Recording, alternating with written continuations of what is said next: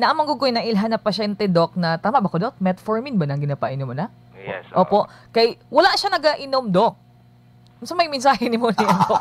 Dili niya ginainom kay lagi ko no amot sa po ihang rason. Iha lang daw ang iagi sa pagkaon og exercise, ana.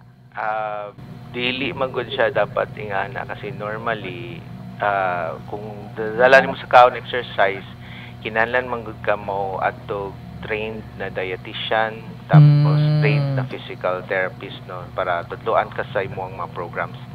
Kailangan po ka i-monitor sa imong sugar kung is it working kasi medyo dangerous maguna siya no. Tapos ang unsa na is the consistency. Kailangan consistent jud ka in terms of diet and exercise. So wala cheat day. In terms of pangutana nimo about yung metformin, daghan magud mga misnomers no kanang mga mali na storya sa mga social media, radios, mga TVs kana. So actually metformin is relatively safe no. More than 60 years na mangunan tambala na and it comes naturally from plant manggod ang metformin no. So ano lang siya extract para kasi it works manggod para mababa ato ang sugar. Pero ang iyang trabaho manggod kasagaran is para imong atay paundangon lang niya mag-imong asukal.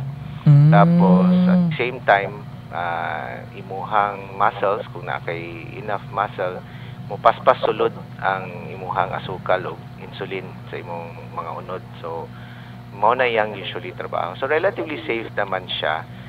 Mahadlok man gud sila regarding sa mga side effect niya no. So usually common niya is kanang sakit ang tiyan, kalibanga no.